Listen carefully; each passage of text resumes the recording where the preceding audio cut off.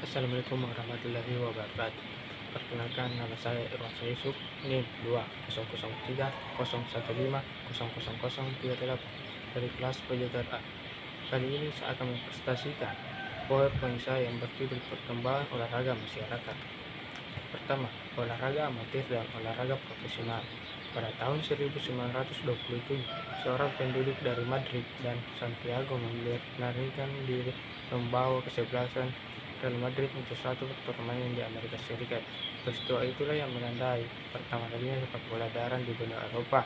Sebelumnya sudah ada klub profesional di Inggris, tapi masih belum jelas. Baru sesudah Spanyol sebagai pionirnya, maka sepak bola menjadi merajalela.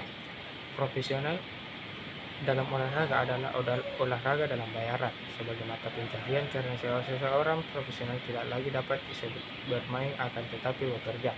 Meskipun demikian, tidak dapat dikatakan bahwa seorang profesional itu tidak lagi sportif. Jika seorang olahraga profesional bermain kasar, licik atau curang, ia tidak akan disukai oleh penonton yang membayarnya dengan membeli kartis. Bagaimana pula halnya dengan sepak bola di negara-negara komunis, terutama di Uni Soviet. Menurut sistem di negara komunis, maka gaji warga negaranya hendaknya sebisa mungkin satu rata. Sedangkan adanya sepak bola bayaran, timbul kemungkinan beberapa pemain yang bisa kaya raya. Situasi-situasi yang sedikit banyak berbau kapitalis. Lagi pula dengan sistem bayaran dengan transfer bisa menimbulkan unsur spekulasi, perjudian, persaingan kurang sehat dalam tawar-menawar atau apapun itu namanya. Sekitar awal 1920-an di Inggris, sepak bola bayaran jadi kenyataan. Yang pertama muncul olahraga bayaran, yaitu dalam olahraga tinju. Mula-mulanya bayaran tidak terlalu berarti, tapi lambat laun petinju-petinju kelas barat jadi orang kaya. Sebut saja George Best dari Irlandia, Pele dari Brasil, Johan Cruyff dari Belanda, dan Beckenbauer dari Jerman. Mereka menjadi seorang multimilioner dalam dolar Amerika Serikat berkat kemarannya bersepak bola.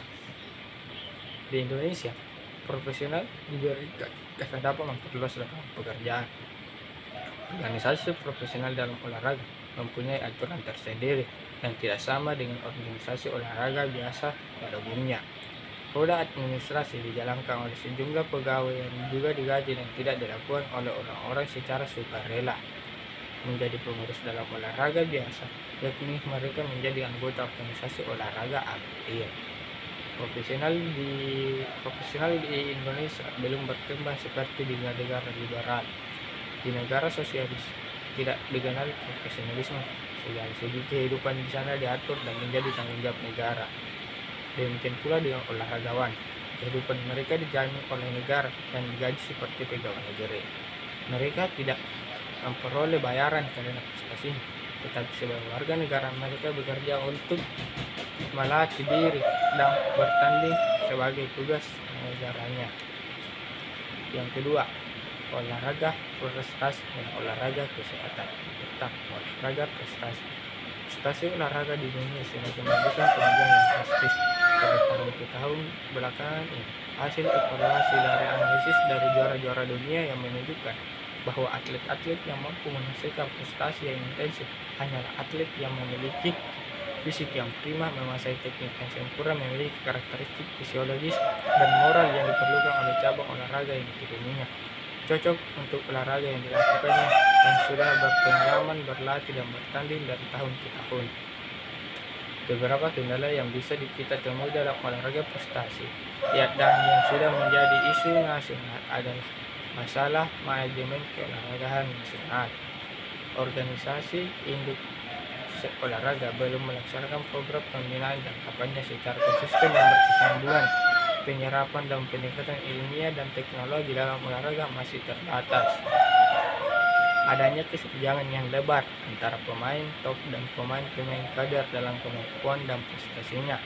Sistem pemanduan bakat selama ini dilakukan secara ilmiah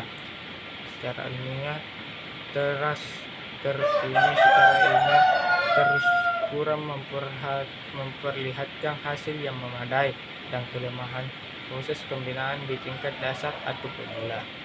Potensi nasional adalah potensi massa. Pembinaan olahraga prestasi sekarang bukan pembinaan potensi nasional, dan dengan tidak mengurangi penghargaan pada segala usaha dan jerih payah yang sudah telah diperlihatkan. oleh beberapa instansi pemerintah walaupun swasta dan pengorbanan yang telah diberikan.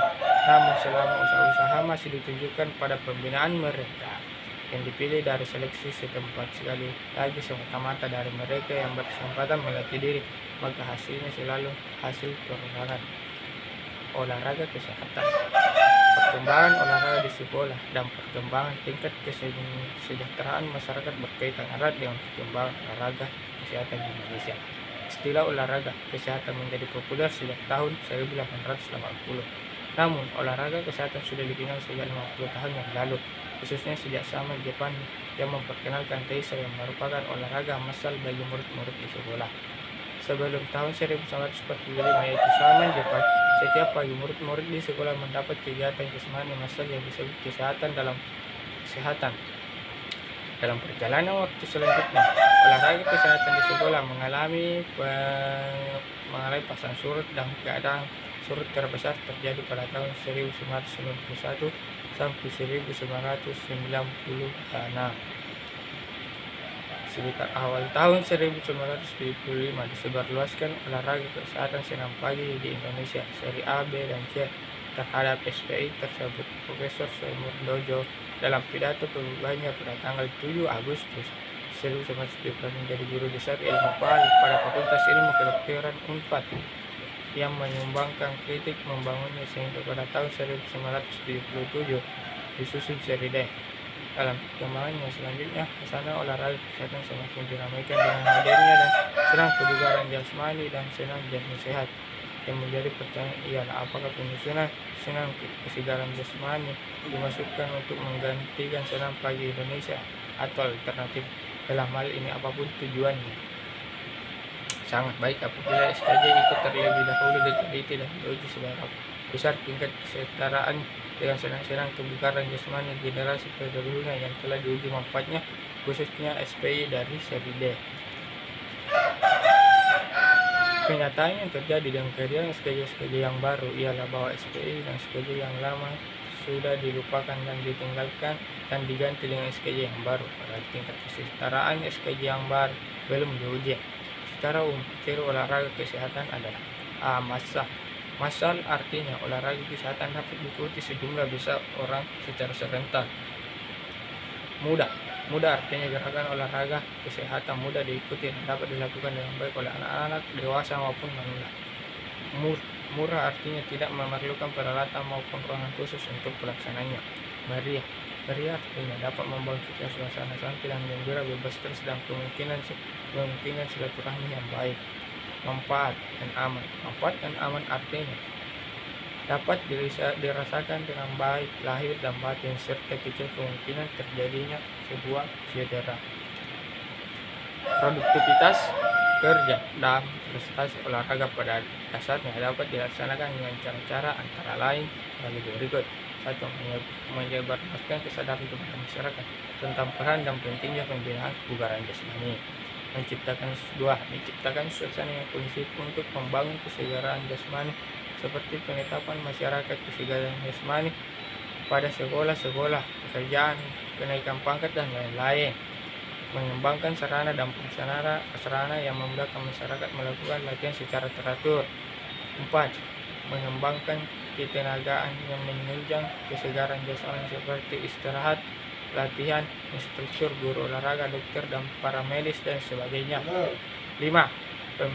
Pemberian penghargaan terhadap mereka yang tidak memiliki kemampuan fisik yang terbina baik.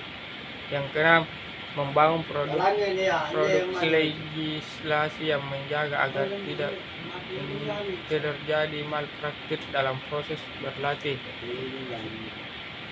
Dan terakhir yaitu rangkuman. Profesional dalam olahraga adalah olahraga dengan bayaran, artinya seorang profesional bermain untuk memperoleh bayaran sebagai mata pencarian. Secara umum, ciri olahraga kesehatan ialah massal, artinya olahraga kesehatan dapat diikuti sejumlah besar orang secara serentak. Mudah artinya gerakan olahraga mudah diikuti dan dapat dilakukan dengan baik oleh anak-anak, dewasa maupun manula. Murah artinya tidak memerlukan peralatan atau tempat khusus untuk pelaksananya. Meriah artinya dapat membangkitkan suasana santai dan gembira, bebas stres, dan memungkinkan silaturahmi yang baik. Yang terakhir yaitu manfaat dan aman. Artinya manfaatnya dapat dirasakan dengan baik lahir dan batin serta kecil kemungkinan terjadinya cedera. Mungkin hanya ini yang dapat saya presentasikan dari hasil penelitian saya.